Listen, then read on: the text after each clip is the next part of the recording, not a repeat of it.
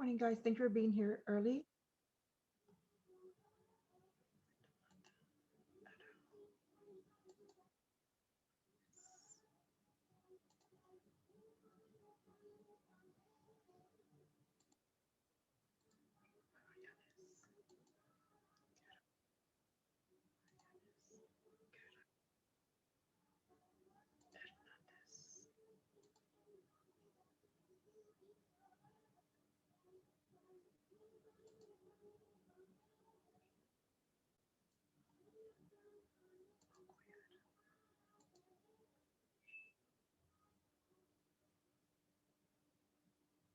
Okay, a couple. So give them like maybe 1 or 2 more minutes, and then we'll start.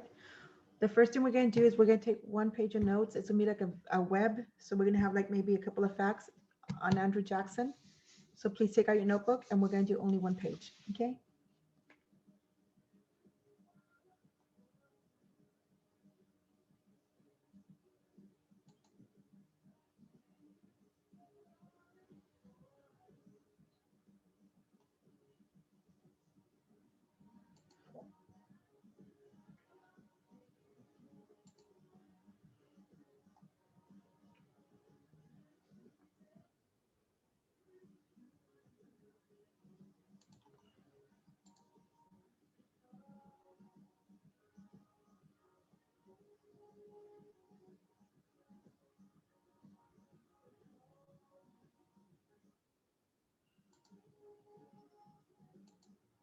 Okay. So I only have not here, just in case. I'm going to go to Victoria Trevino. I think she's not here. Okay. Mia Gutierrez is also not here today. And third person is Aiden. Aiden's not here yet. There's so Victoria. Okay, Victoria, thank you for coming in. I was about to mark you absent, so thank you for being here. Okay, so I only have Mia and Aiden not here yet, guys. I'm gonna go ahead and mark them absent, and if they come in, I guess I'll change it. But like I said, we're gonna go ahead and start with some notes. We're gonna take one page of notes. Jackson has so much information that I wanted to be able to finish the notes today, but I doubt it. So more than likely, we're not gonna take the test today. Tomorrow, I was planning to be here, but tomorrow I have to go to the doctor in the morning, so I'm not going to be here in the morning. So tomorrow you will have asynchronous work. What does that mean? I'm not going to be here, but you're still responsible for your part. I haven't created the work for tomorrow yet, so I'll be working on that this evening. More than likely, you're going to have probably a vocabulary on the Trail of Tears if we haven't done it yet. And I'm not so sure if I'm going to cover the Trail of Tears and the Indian Removal Act, or if I'm just going to go into the next president of President Polk. Okay. So I'm not so sure what I'm going to do yet. So I will work on that this evening, and tomorrow you will have an assignment. Please make sure you do it. It is asynchronous, means you still are responsible for it, and it is due tomorrow. Okay. So it's still as if you were here, except I will not be here. You'll do it on your own. So do you have to log in? No. You just, as long as you get your work done through Google Classroom, that's all you need. Okay. So that's tomorrow. I'm not so sure if I'm going to leave some notes. I probably will leave a couple of notes on the Indian Removal Act. That way we can just finish Jackson. Um, I don't want to spend too much on writing notes every single day. That's the reason I'm trying to break down Jackson's notes into a little bit every day. So more than likely tomorrow you'll finish up Jackson's notes on your own, and then I'll give you an assignment that you can do to wrap up the thing for Jackson. And so more than likely Wednesday will definitely be your test for Jackson, and then we'll get done with Jackson. Okay. So you'll be able to use your notes for Jackson's test on Wednesday. So let's go ahead and go to our notes. We're going to go ahead and start on the next page. Let me go ahead and share my screen with you. Are there any questions, guys, before we start? Well, hopefully everybody had a good weekend. Hopefully everybody's staying safe. I hear the corona is getting bad again, so please stay home. Please stay safe. Okay. Let's see. Let me share. Let me open the screen. I haven't opened it yet.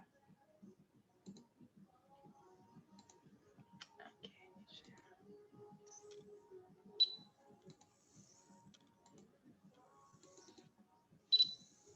Okay, we're gonna take notes. It's gonna be right next to the one that we talked about the other day, Andrew Jackson. So it's still based on his notes. So please go to the middle of the page. We're gonna create a web just going all around it. So in the middle, just go ahead and do a square, a block, whatever you wanna do. and call the election of Andrew Jackson. So all these facts we're going to write around it are related to how he got elected, what was the stance as president, what about suffrage, what about the Democratic Party. All this is going to be related to this. Okay, so please go ahead and do that in the center. I'm going to go ahead and zoom in. That way you can see a little bit better.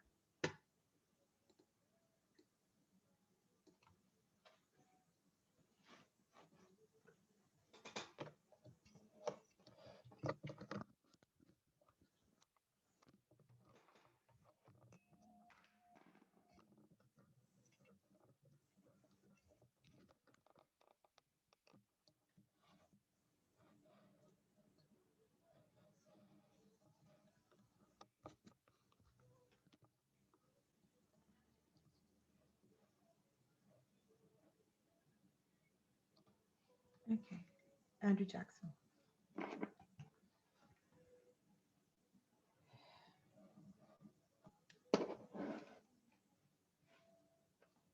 Okay, guys, let's go ahead and start. We're gonna do like 8 sections around it. Okay, some will have more than others, but for the most part, I'm gonna keep it short. Here's Mia. Hold on, give me a couple of seconds. I can mark a present. Mia, go ahead and please take out your notes so we can write some notes on this. Mia, I was telling the class I'm not going to be here tomorrow, but you're still going to be responsible for asynchronous work, so make sure it gets done tomorrow, okay? And yes, asynchronous work is due the same day it's given out. Okay. So let's go ahead and start.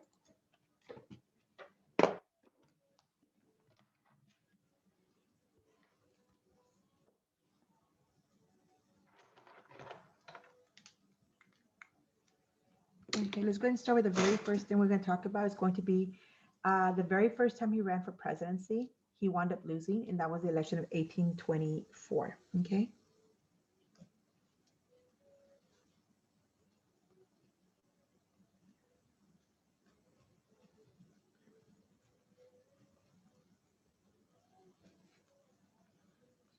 Okay.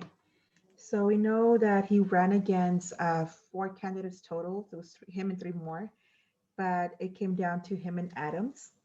Okay.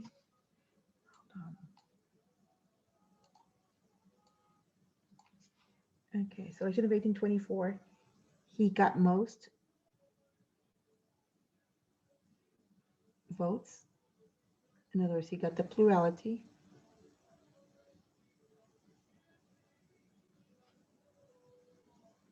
Did not get majority, more than 50 of electoral. So House decides who wins, right? And here supposedly the House made a dirty deal with Adams. The leader of the House was Henry Clay. So Henry Clay and Adams make corrupt bargain. And supposedly because of that, he wound up losing the election. So he blames the corrupt bargain and these people for cheating and stealing his election. Okay. So that's the very first one. Okay, election of 1824. Okay, so now we're going to talk about the election of 1828.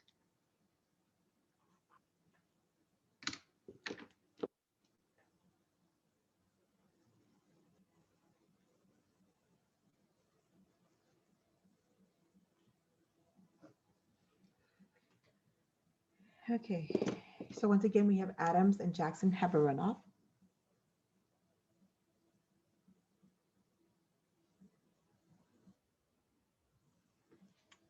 Okay, there's Aiden. Hold on, guys.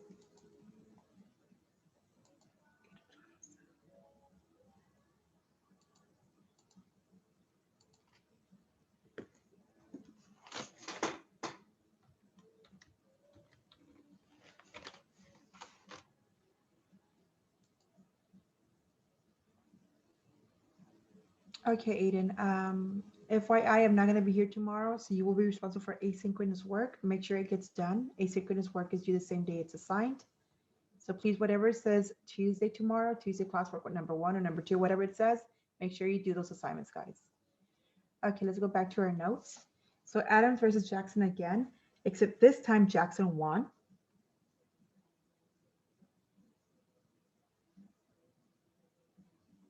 Okay. And why did he win? There was an increase in voter participation. So more people got to vote in this election than in this election.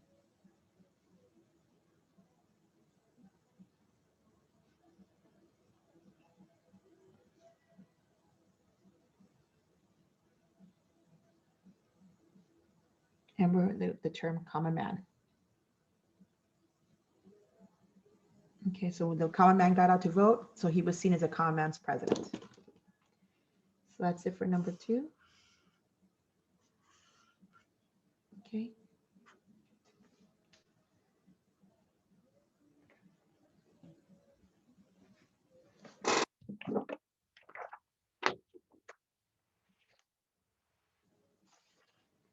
I'm trying to see if I missed anything from my notes before I move on to the last one.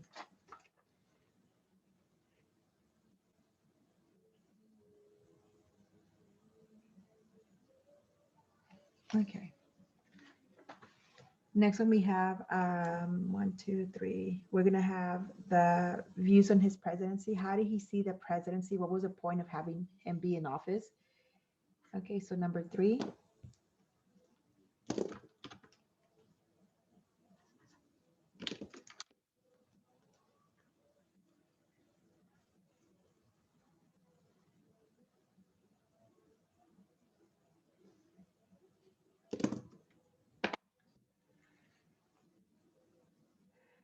Okay, so he believed that the common man should have a say-so in government. So he believed the common man should run government. So he truly believes that the president works for the people, which basically means the working class, not the elite. Okay.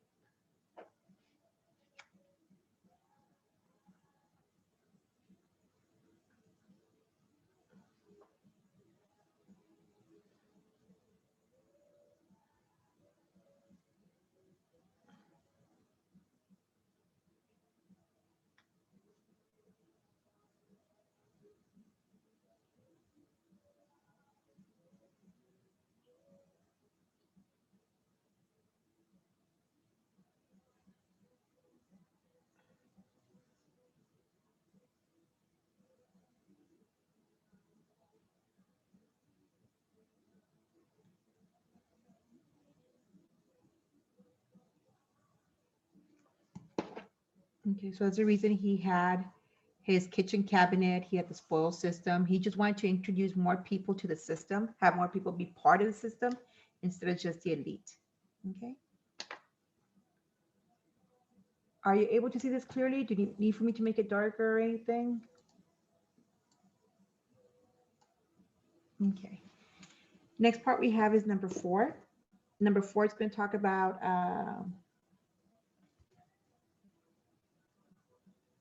I guess it'll be a couple of things in number 4. I want to mention Old Hickory, the spoil system, and the kitchen cabinet. I think I'm gonna just put Old Hickory separately. Okay.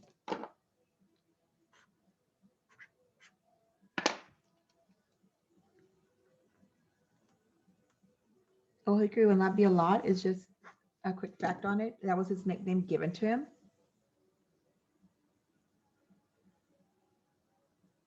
Hickory stick is a very tough wood. So nickname due to his toughness. Remember, there was a couple of assassination attempts against him. He didn't die. He was a hero of the War of 1812. He had a lot of duels, so he was known to be a very tough man. Also, he didn't like being pushed around. So if Congress or anybody tried to push him out or push him around, he would fight back. So nickname due to his toughness. Okay, so that's all we're going to do for that one. So he was tough in life, tough in the presidency, tough all over. Okay. The next one, number 5.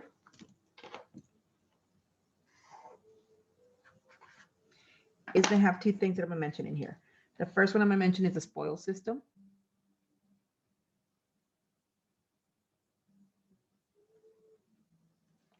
And kitchen cabinet, since they kind of go hand in hand. So all I'm going to do is explain what each of them is. Spoil system, where he puts supporters in office. Okay.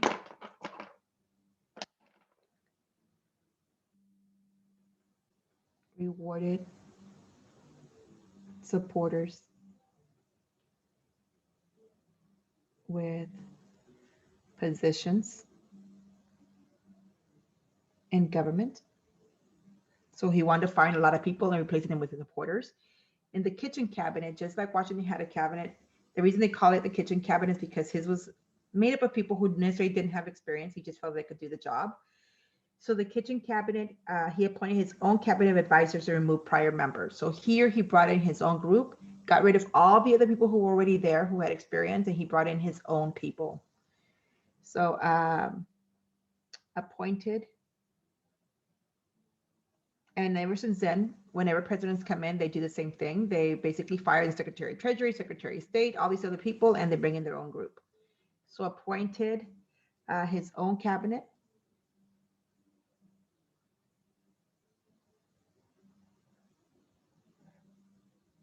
And removed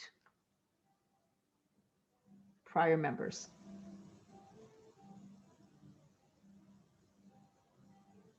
Okay.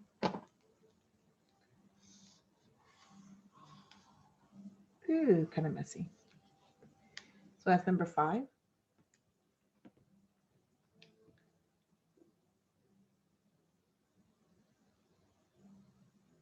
Okay, the next one we have is suffrage. And suffrage, of course, is the right to vote.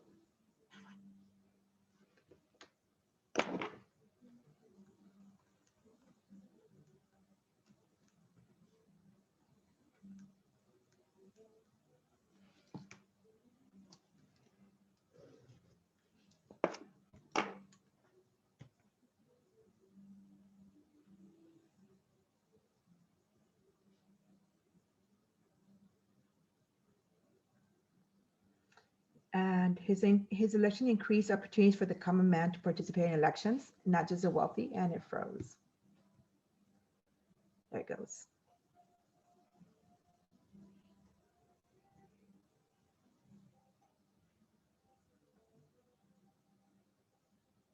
Or in other words, he increased or allowed more people to vote.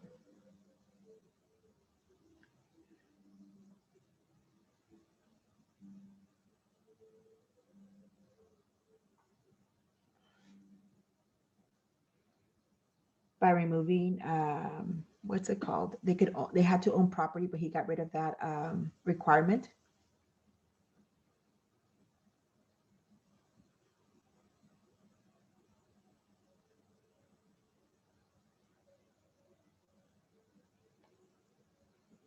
All white men could now vote.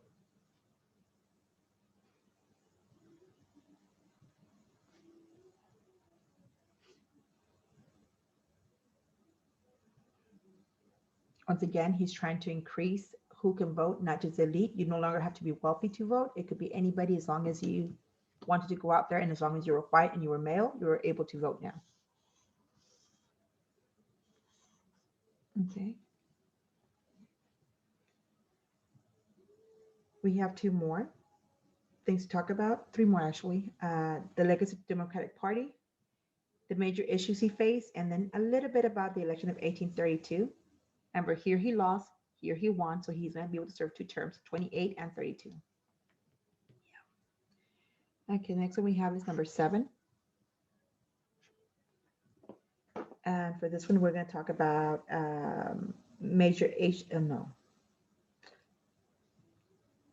legacy to Democratic Party. How did he affect the Democratic Party?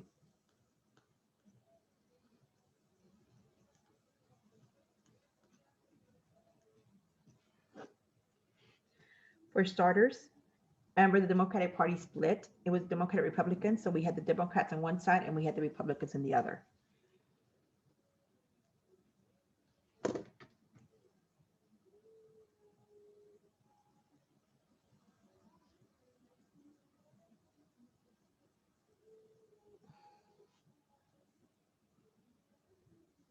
the side that supported him were the Democrats.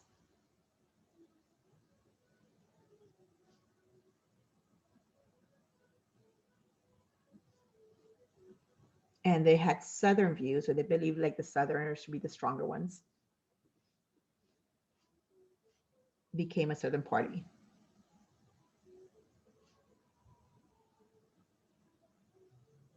They believed in slavery, they believed in states' rights, things like that. Okay.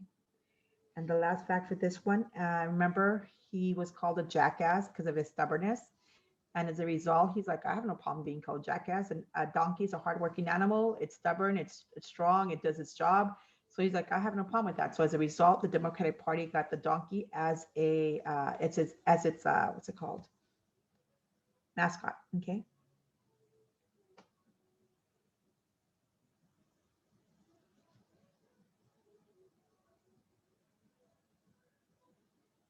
So he sees an insult, but it led to donkey mascot. Okay.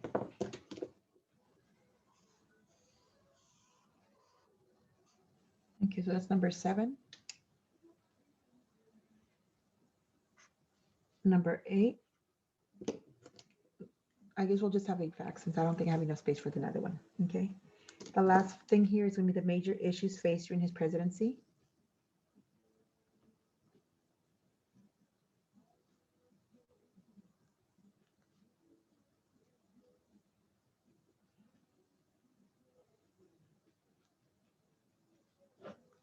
Okay. So we had slavery. Slavery was a big thing. Are they going to protect it? Are they not going to protect it? Him being a Southern supporter, of course, says yes, it's going to be protected at all costs.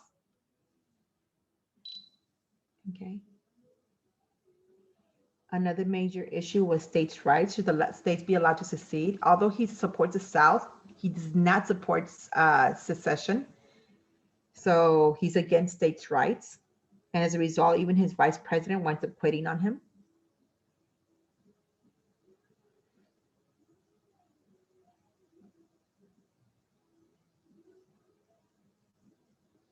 That led to the nullification crisis.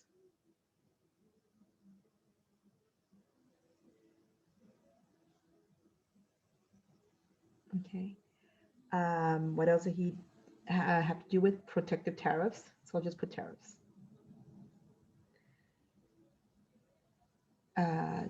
Tariffs, war with bank.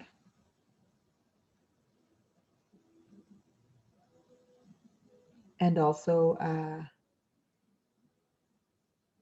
Indian removal, which led to the Trail of Tears. So those were some of the things that he had to deal with. Okay.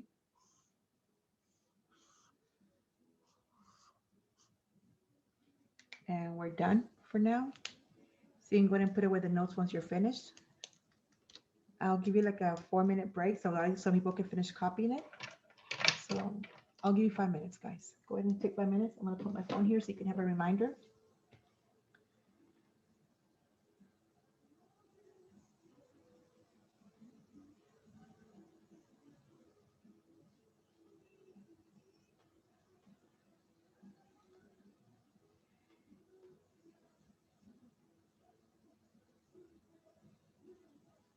Okay, guys, I was told that you do need to be in class tomorrow. I was just emailed by Miss Emma. I had asked for you to be asynchronous, but she said no.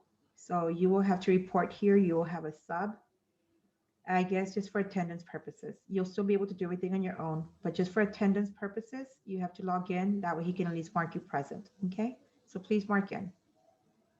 Thank you, guys.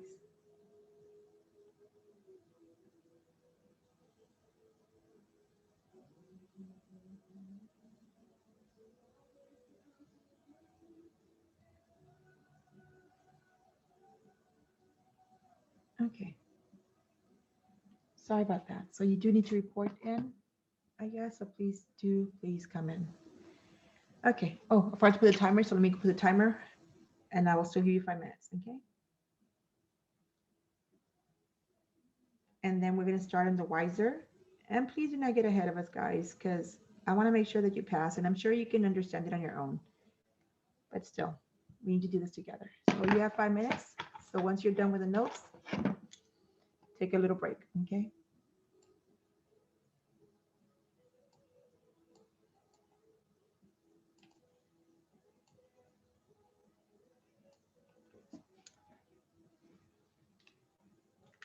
I'll be making some coffee, so I'll be right back.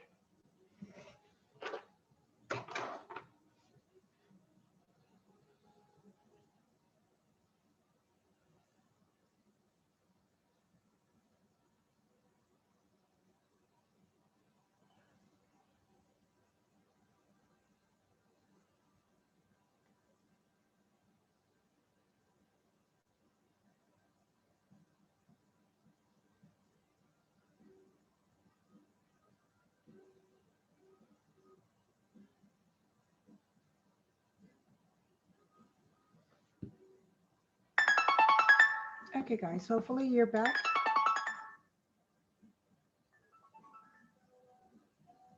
Okay, hopefully you're back. Let's go ahead and start now.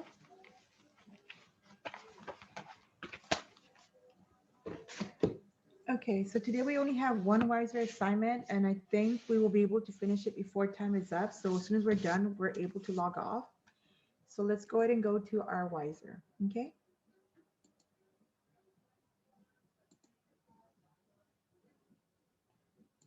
As a reminder, remember tomorrow you still have to show up.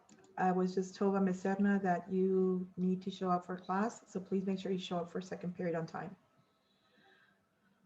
Okay, let's go to Google Classroom.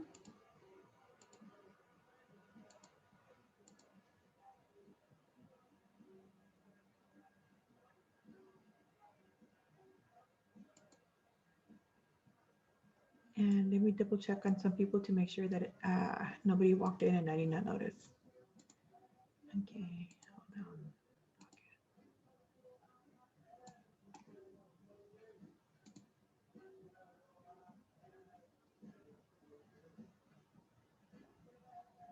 Okay, now everybody's here. Okay, guys, let's go ahead and continue. Okay, the reason we're dragging it with Jackson is because I want to be able to take notes for him during this time period. So since we haven't finished the notes, I'm still talking about Jackson. Until we're completely done with Jackson, then I'll move on and I'll get out of that part. But if we were to take notes for a whole period, then we will finish Jackson, but I don't want to do a whole period worth of notes. So rather just review his content over and over again. That way, maybe it sticks in your head. Okay. But today we're going to go a little bit further than just Jackson. Today we're talking about some things of his the beginning, but then we're going into the present, number 8, 9, and 10 as well. So Jackson was number 7. Then we're going to cover 8, 9, and 10. So that's the next presidency. So please open up your Wiser. And it's going to take you to what we're working on today, which is the presidencies of Jackson through Tyler, I think. Okay.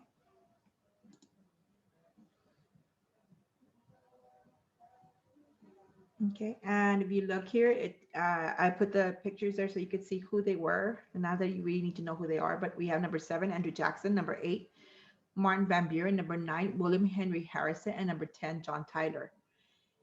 What's sad about this is like number 9 winds up dying not even 4 weeks into his presidency. So he wound up taking oath, and 4 weeks later he's dead. So his vice president number 10 takes over. Okay, but we're going to find out what happens.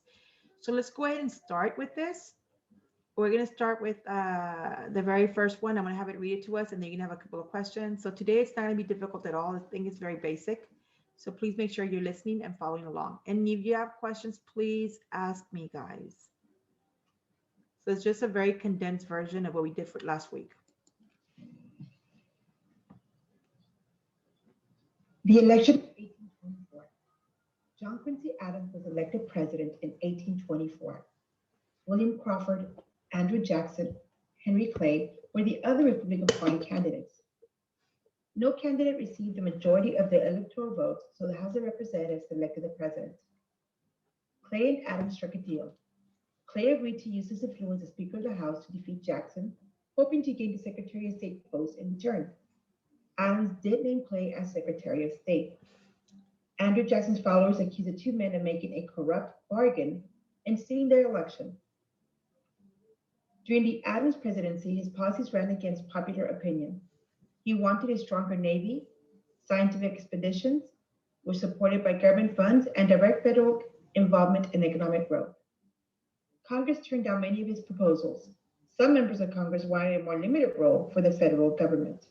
Okay, so here we have, remember the word majority, plurality, corrupt bargain. This all has to do with the election that he lost, and he blames Adams and Clay of stealing it from him. So now you're going to have 3 questions, I think, 4 questions based on this. So please answer them.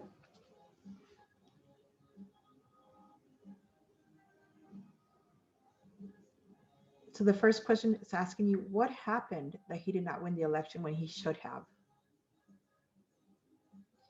Second question, as a result of this, who won the election of 1824?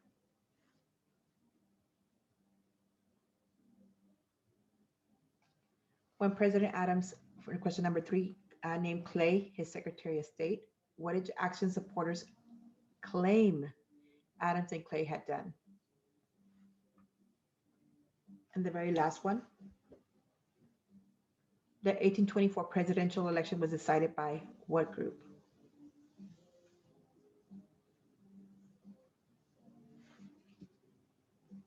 Once you're done with that one, we're going to move on to the next part, election of 1828.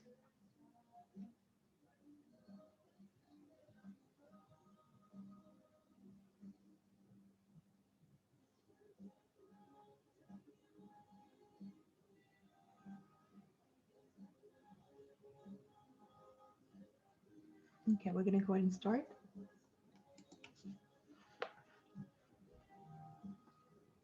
The election of 1828.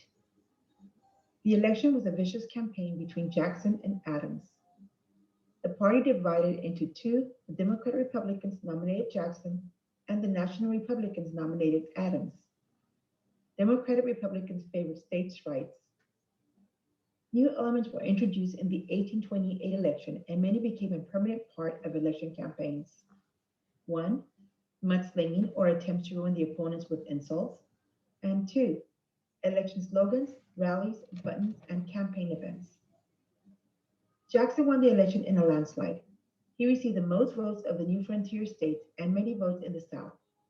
John C. Calhoun of South Carolina, who had served as Adams' vice president, switched parties to run with Jackson as his vice president. Okay. So this one not helping also Adams when he ran for president the second time is the fact that his vice president jumped boat and wanted to become the vice president of Jackson. And Jackson was all for it, but eventually him and Clay also wound up having problems. So let's go to the next one. You have 3 questions based on the election of 1828. Please try your best. First question, introduce an 1828 campaign. This is something that we do nowadays. This was part of the now the campaign process. If you run for some office, you're always going to get insults thrown at you. So what is this called? Number 2, the presidential election of 1828 was a bitter campaign between John Quincy Adams and who was running against him. And number 3, during the election of 1828, Jackson faced only the incumbent John Quincy Adams. Jackson won by a landslide. Which of the following reasons were responsible for his victory? What helped him win this election? Think about what we wrote in our notes, okay? Then we're going to go to the next part, Jackson as president.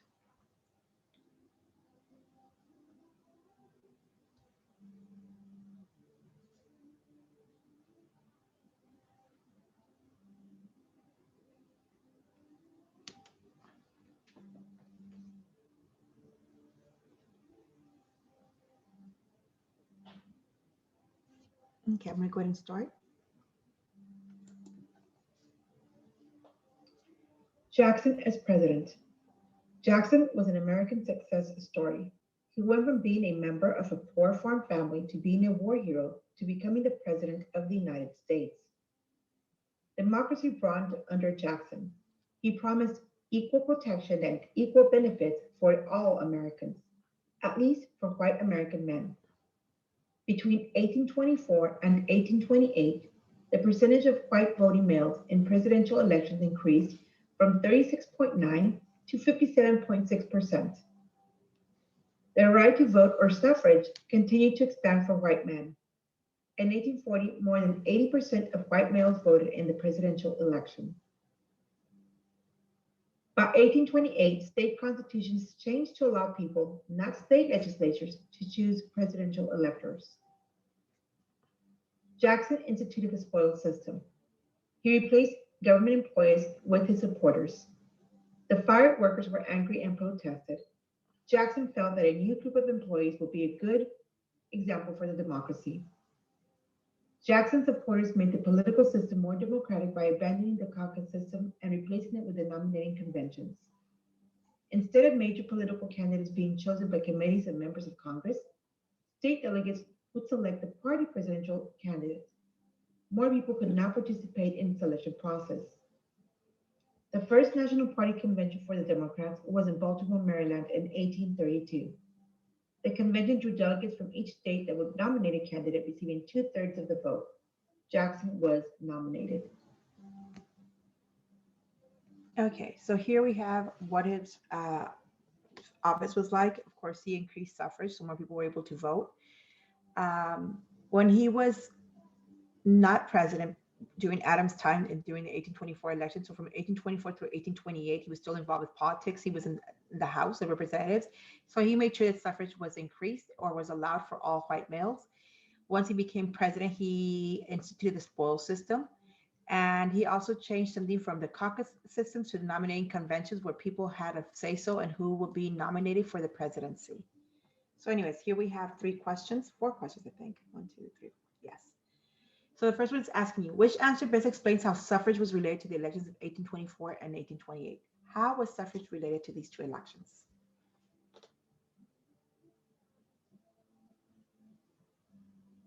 Okay, the second question. By looking at the table above, what major characteristic of Jacksonian democracy is illustrated?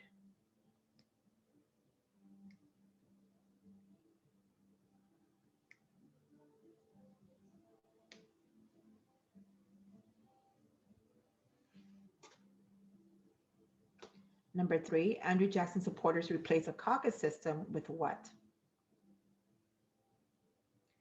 And number 4 should probably be the easiest question. The only Americans allowed to vote in 1824 and 1828 were what group?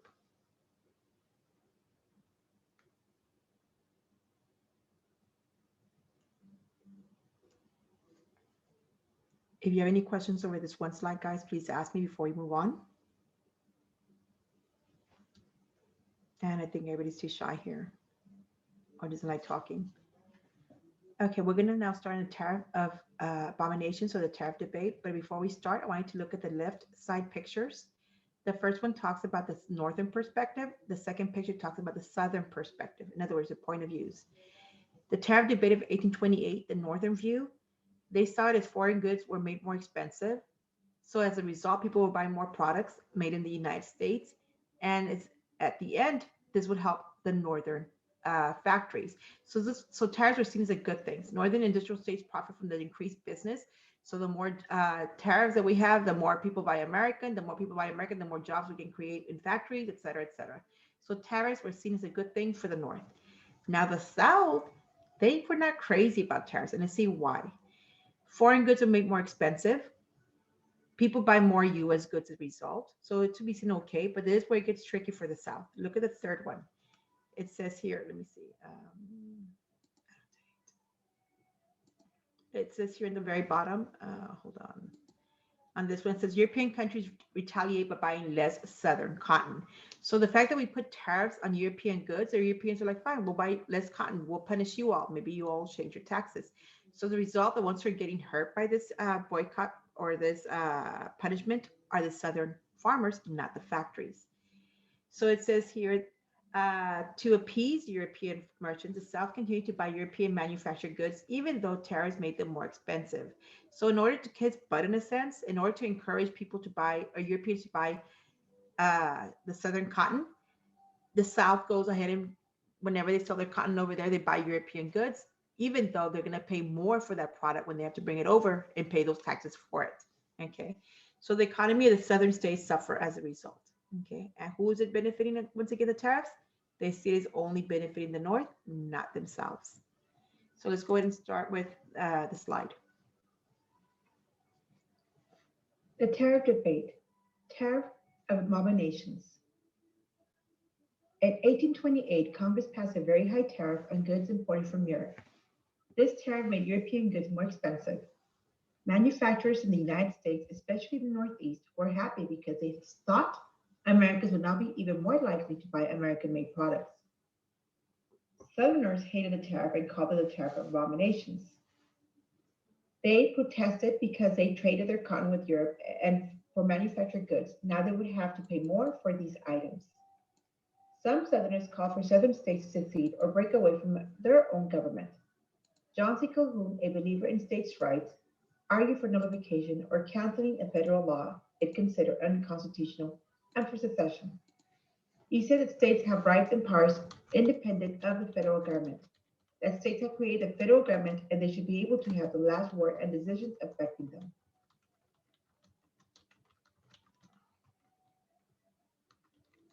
Okay, sorry, I was writing a note to my other class.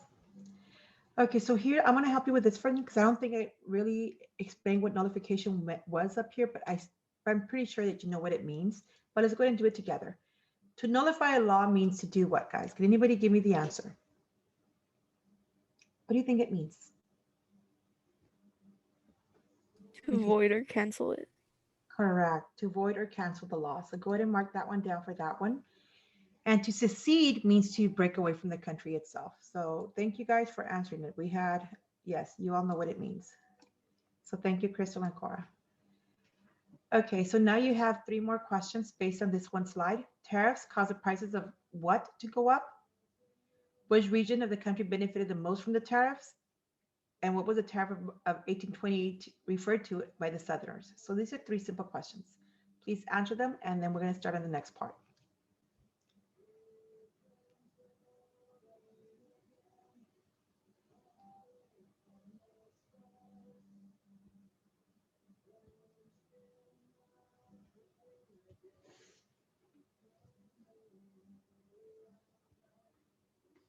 Okay, so this is a Webster-Hayne debate, and here we have Webster being a Southerner and Hayne, I'm sorry, Webster being a Northerner and Hayne being a Southerner from South Carolina, and they're both arguing about taxes and states' rights.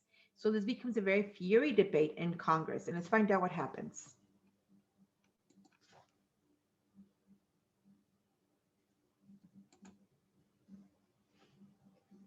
Webster-Hayne debate.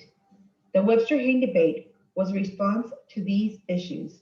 In January 1830, Senator Daniel Webster challenged a speech given by Robert Hayne, a senator from South Carolina who defended the right of states to nullify acts of the federal government and to secede. Webster defended the Constitution and the Union, arguing the nullification would cause the end of the Union.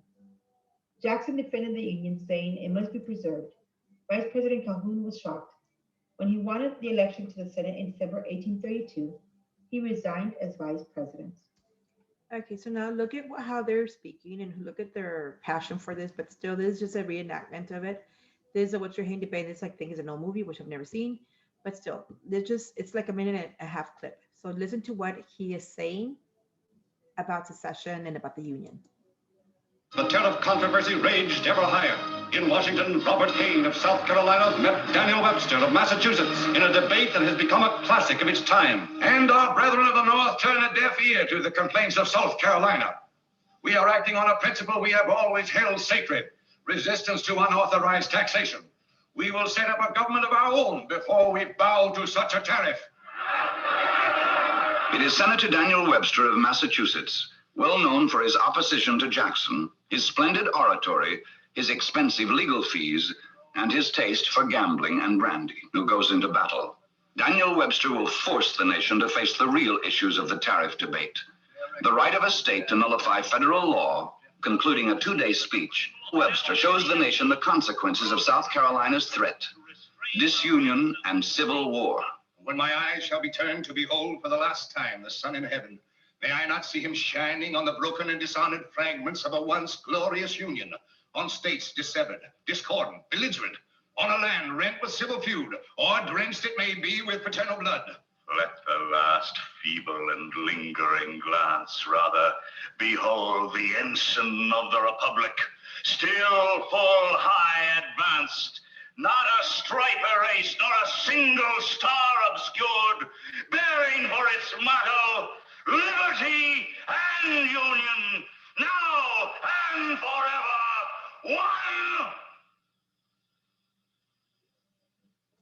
and inseparable.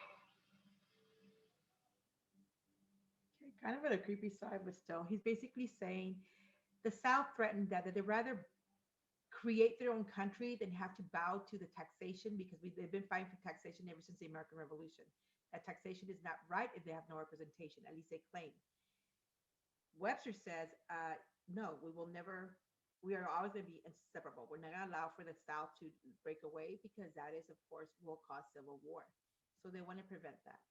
So you have 2 questions based on this one slide and video. So please answer them. Okay.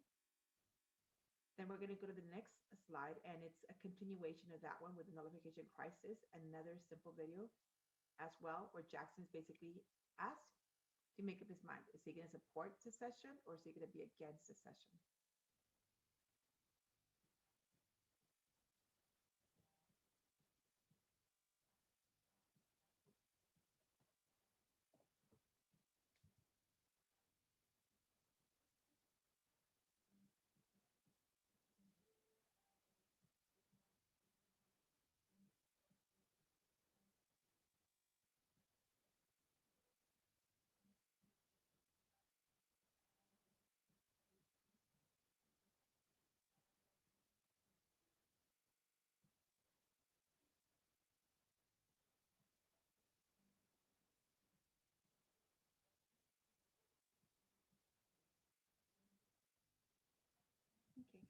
ahead and continue. In this cartoon, on the left hand, you have federal supporter Andrew Jackson. On the right hand, you have his vice president, states' rights supporter. So then now even Jackson and his vice president are going to be basically butting heads. Jackson even claims at the end of his presidency that he only regrets two things. One of them was not hanging Calhoun. Okay. So let's see what happens here. Nullification crisis. Nullification crisis. The nullification crisis grew and the threat of the Union splitting apart intensified. In 1832, Congress passed a new lower tariff, hoping that the Southern protests would die down, but it did not. South Carolina state legislatures passed the Nullification Act, saying that it would not pay the illegal tariffs of 1828 and 1832. The South Carolina legislature threatened to secede if the federal government interfered. Jackson supported a compromise bill by Clay, lowering the tariff. He also made sure that the South would accept it. He persuaded Congress to pass a force bill, which allowed the president to use the United States military to enforce the acts of Congress. Okay, let me pause it right there. Once again, Henry Clay is making another deal. That's the reason Henry Clay is known as a great compromiser. So he's always trying to find ways to make the North and the South work together and compromise. So here he passed a nullification compromise trying to appease both the North and the South. The South finally accepted because once Jackson passed a force bill where Jackson would have power with the military to use force on South Carolina backed off. So let's continue. South Carolina accepted the compromise tariff and put aside the Nullification Act. The crisis between a state and the federal government was over for the time being. So for a little while, there'll be peace, but there'll still be struggle between federal government and states' rights. So let's go ahead and see this video. And this is now Jackson and Calhoun. President Jackson has been silent. He hates Calhoun for personal reasons and hates Webster for political ones. Jackson already has a reputation for favoring the states in Indian matters. No one can really be sure which side the president will take. Gentlemen, the whole country is waiting for Jackson. It's time Andy came out in the open. Andy, it's time you showed your hand on this tariff question. South Carolina may actually secede. South Carolina, our native state. At a toast banquet in honor of Thomas Jefferson, Jackson will make his policy statement. The President of the United States.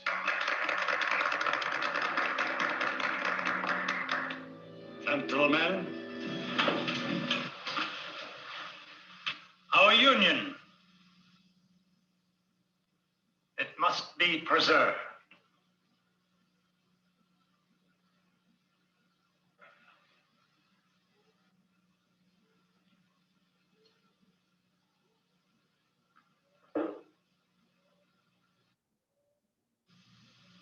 I have resigned as Vice President of the United States. I speak now only as an oppressed citizen of South Carolina. We, the people of South Carolina, have declared the tariff of 1828 and 1832 to be null and void.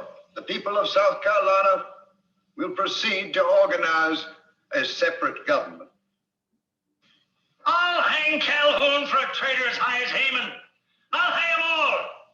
I want to force a bill in Congress tomorrow morning. Get me troops. God willing, I'll march 100,000 men into South Carolina. Okay, so basically Calhoun is stating that they have no choice but to secede from the Union, and this is when Jackson orders or asks for the force bill to be passed, which he gets. So once again, we have the word nullification, so you should be able to answer it. And then we have like 4 more questions based on this video. Okay, so please try your best, video and slide, and answer them, okay? And then we're gonna start on the next part, movie Native Americans.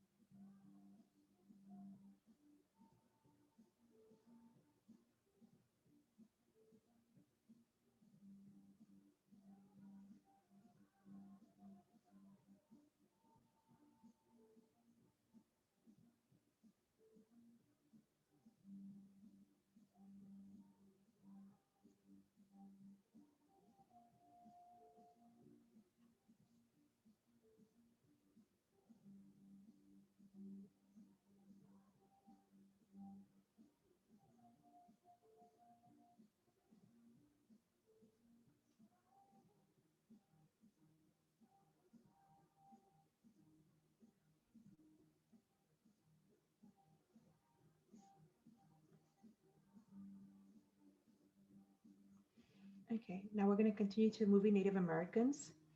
And I wanted to realize or to look at some of the things here real quickly. So let me go ahead and focus on this. Okay, we have Indian tribes from Florida, mostly from Georgia, some from Tennessee. All these lines, all this area, there's a lot of land, and they're being forced to this little tiny area over here called Indian Territory. So all these Native American tribes, they're going to try to push them out into Indian Territory, which is a fraction of the land they used to own before. So let's go ahead and find out what happens here with the Indian Removal Act, Trail of Tears, Worcester versus Georgia, etc. Please listen to this part, and right now I'll go over Worcester versus Georgia. Moving Native Americans. President Andrew Jackson supported relocating Native Americans to lands west of the Mississippi River. Congress passed the Indian Removal Act in 1830. The federal government paid Native Americans to move west. Jackson also sent officials to negotiate treaties with the southeastern Native Americans. In 1834, Congress created the Indian Territory, a region in present-day Oklahoma, for Native Americans from the southeast. The Cherokee Nation refused to give up its lands in Georgia. Treaties of the 1790s recognized the Cherokee people as a separate nation with their own laws, but Georgia did not recognize the Cherokee laws.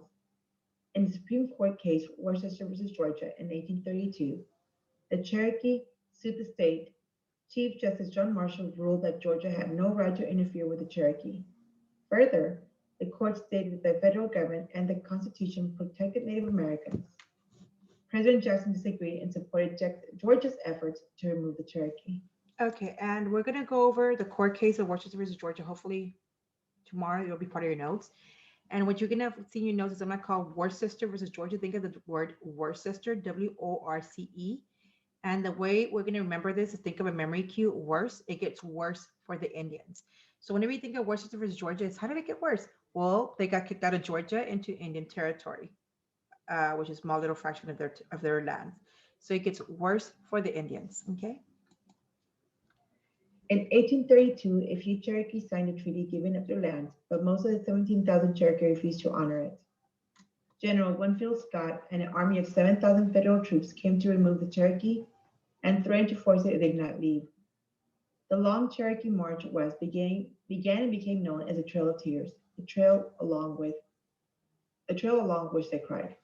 Okay. So now you have 5 questions on this one slide. Okay. So the first one is asking you which commander was in charge of the relocation of the Cherokee Nation. This guy is young here, and we're going to hear about him again when we talk about the Anaconda Plan and Mexico, the war with Mexico. So this person right now, he's getting his start in the military, and he's in charge of moving the natives to Oklahoma in the Trail of Tears. What was his name? Number 2, what was the Trail of Tears exactly? Number 3, in which Supreme Court decision did Justice John Marshall ruled that Georgia had no right to interfere with the Cherokee? So in reality, John Marshall supported the Native Americans, but Jackson did not. And that's when we're going to learn a little bit more about them tomorrow. Next, we have Andrew Jackson supported the, okay, it was supposed to be a blank in here, and I didn't put it blank. So Andrew Jackson supported what? Which provided money to relocate Native Americans, okay? And the last part, which event should complete the diagram above? I'm going to go back and fix the line right now. But if you look at the timeline, what do you think is the next thing that happens? Okay. And it's all based on this one slide. And it's all related to Native Americans, guys. It's all related to Native Americans.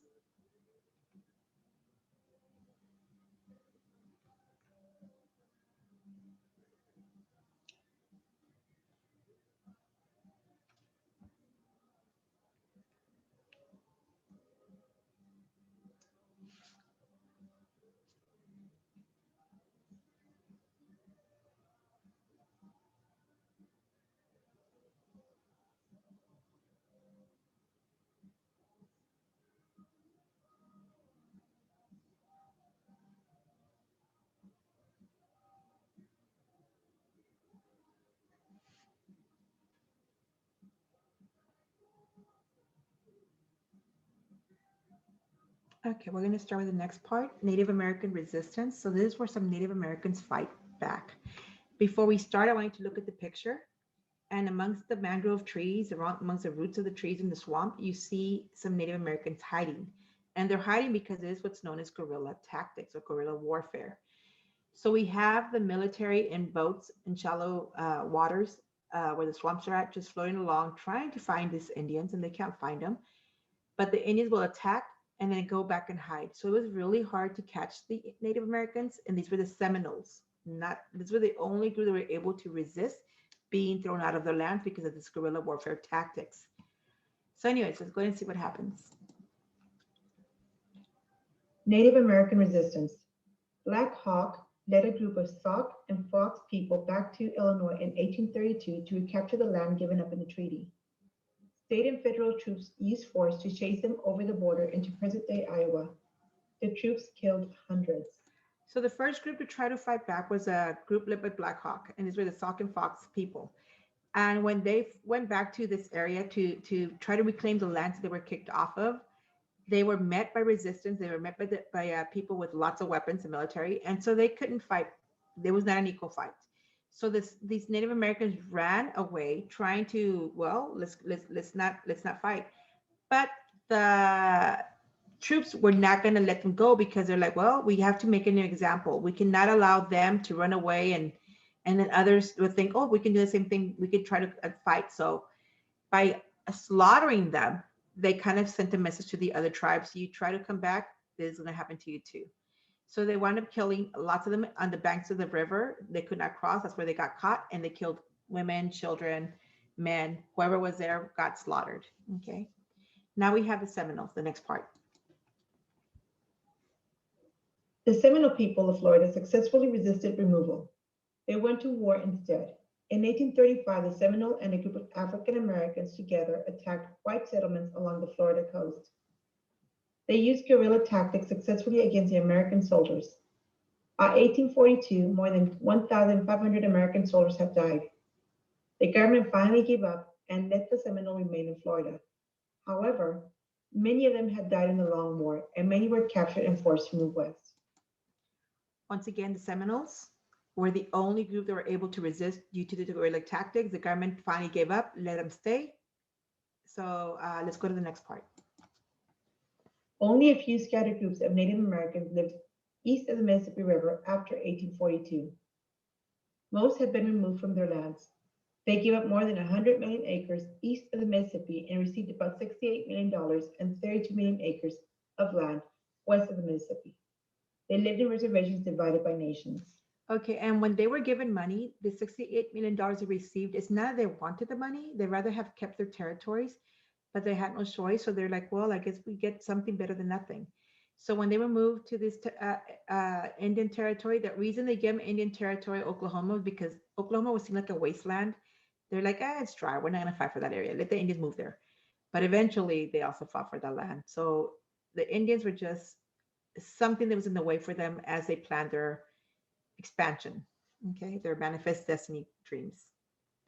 So now you have 3 questions based on this one slide. Good luck with those. They should be easy. Okay, and then we're going to go to the war against the bank. We're almost done, guys. You still need just 3 more slides, as well as the questions in between.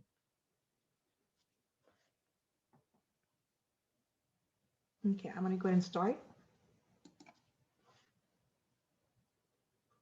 War against the bank. President Jackson challenged the Bank of the United States. He attacked it for being an organization of the wealthy in which the people had no control. Private bankers ran the bank, even though it was chartered or given a government permit to operate by the federal government. So once again, Jackson hated the bank because he saw it as an organization for the wealthy. In other words, the rich are getting richer from the government's money. In 1832, Nicholas Biddle, the bank's president, applied early for a new charter, even though the charter was good until 1836. Okay, he reapplied for the charter in 1832, knowing that it was not going to expire for the next 4 years. But the reason he's doing that is because it is the election of 1832. It's Jackson's presidency. Jackson's about to run for his second term as presidency. So they're hoping that if he tries to get rid of the bill or the bank, that's more likely that people support the bank, so they're not going to go vote for him. Okay, so they're hoping that this will destroy his chance of becoming president again for his second term. Senator Clay and Webster, friends of Biddle, used the bank as a ploy to try to defeat Jackson and allow Clay to become president in 1832. They figured that Jackson would veto the charter and lose support. Jackson did veto the bill and denounced the bank for not caring about the poor, only the wealthy. In 1832, the presidential election, many people supported Jackson's veto of the bank charter. He was re-elected, receiving 219 electoral votes to Clay's 49. Martin Van Buren was elected vice president. So basically, the rechartering the bank, it backfired to the people who owned it. They thought it was going to destroy his chance of being president, but it actually helped him. People didn't like the bank as much as they thought they did. Jackson decided on a plan to kill the bank after he was reelected. He ordered the withdrawal of all government deposits from the bank and placed them in smaller state banks. By 1836, Biddle was forced to close the bank. And I remember these smaller state banks were called pet banks because think of like Teacher's Pet. Well, these were his bank pets. So he put them in southern or northern smaller banks instead of the federal bank. So he put them in state banks. So you have two questions based on this. Good luck with those two. And I think this should be easy because I kind of explained it when we were going over it. So then we have the next slide, and it's about Martin Van Buren, and this is president number 8. Okay, president number 8.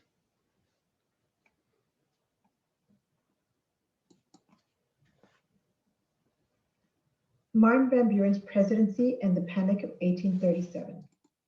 Panic of 1837 winds up being a depression. As soon as Jackson leaves office, Martin Van Buren takes over, but now he's hit hard with this depression. Jackson did not run for a third term. The Democrats selected Martin Van Buren, who faced opposition from the Whigs, a new political party that included former National Republicans and others opposed to Jackson. Van Buren easily defeated his Whig opponents and became the 8th president. The Panic of 1837 hit right after Van Buren took office. Land values dropped, investments suddenly fell off, and banks failed. People lost confidence. The panic led into a recession that lasted for about 6 years. During the Depression, thousands of businesses closed and hundreds of thousands of people lost jobs. Prices rose so high that people could hardly afford their basic needs. Van Buren believed in laissez-faire, or the principle that the government should not involve itself in the nation's economy, so he did little to help the economic problems. 1, the situation worsened and the administration did take a few steps, although they had little effect on the crisis. And 2, the Depression turned all of Jackson's supporters against his friends and colleague President Van Buren. Okay, so Van Buren did not have the support he wanted anymore. People kind of turned against him because they felt like he didn't do anything to kind of like deflect the Panic of 1837. Okay, so you have 2 questions here. Which of the following happened during the Panic of 1873? Oops. I put 73, should have been 37. Sorry about that. Okay. And the Whig Party emerged in the 1830s was initially defined by its what? Okay, so I need to change 2 things on my slides. So please answer those 2 questions.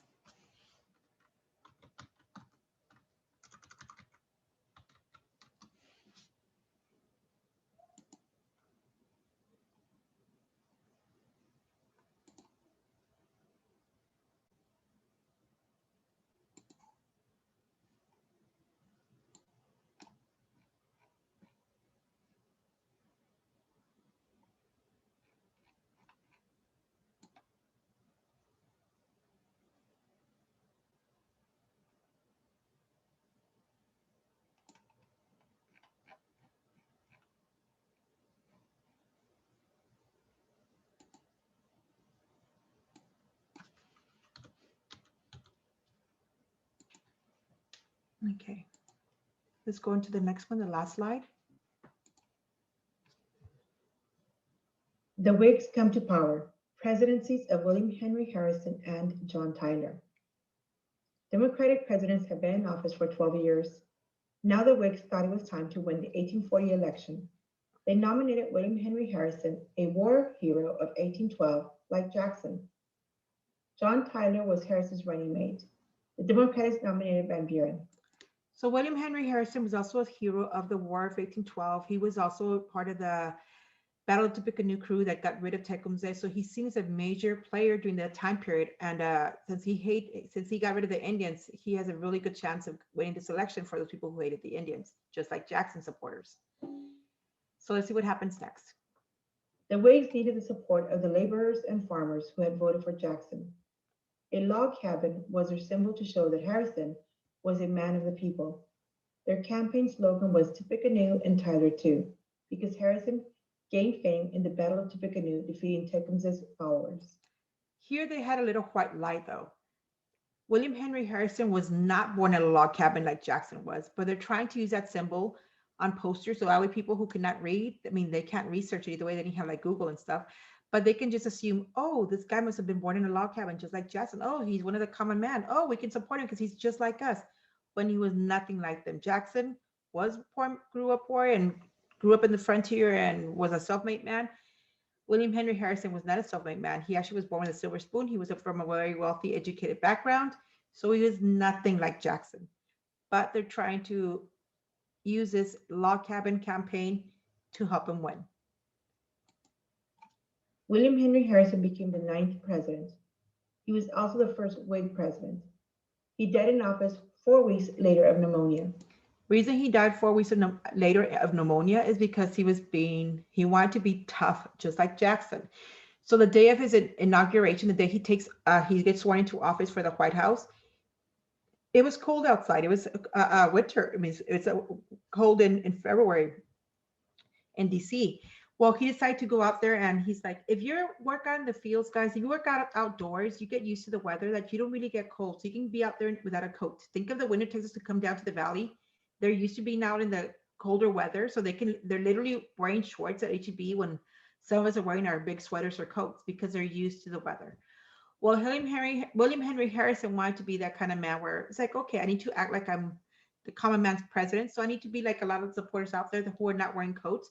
So he went out there for his inauguration without a coat and he wound up getting pneumonia. As a result for putting up the show, he wound up dying of pneumonia 4 weeks later. So now the 10th president is going to be his vice president, John Tyler. John Tyler became the 10th president. Although winning the election as a Whig, he had once been a Democrat. As president, he was a strong supporter of states' rights and vetoed some bills sponsored by the Whigs. Many members of his cabinet resigned. The Whigs expelled him from the party due to his disloyalty. So when William Henry Harrison got John Tyler to run for his vice presidency, John Tyler was like, yeah, I'll be a Whig. That's fine. But now that he is president, he kind of went back to his Democratic views. So the Whigs did not support that, but the Whigs was more of a Northern party, and the Democrats were more of a Southern party. So when he kind of went back to having the Democratic views, he was expelled from the Whigs party. They no longer wanted to support Tyler. So you have 4 questions. Once you're done with this, please make sure you hand in your work. And once you're done in your work, you can leave. And remember, show up tomorrow, guys, because they will be taking room. Bye, guys. If you have any questions, please ask me before you log out.